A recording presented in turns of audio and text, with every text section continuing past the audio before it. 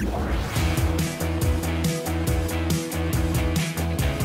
står lige ved siden af kirken i Nørregade, og lad os lige prøve at gå ind, fordi det er herinde i den hyggelige gård, at fyren, vi skal besøge, bor. Lad os lige prøve at se en gang. Hallo? Hej? ISO-team? Hej? ISO-team? Er det her? Hej? Hej Michael? Hej så. Tillykke! Tak skal du have. Med hvad, tænker du? Ja.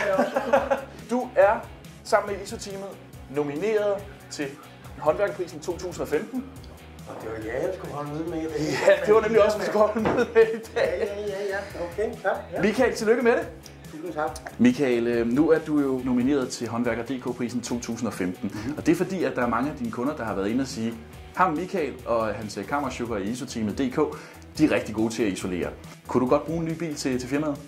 Du kan altså bruge en ny bil, ja. Så det vil jeg jo virkelig blive glad for, at vi kunne vinde den, ja. Så altid.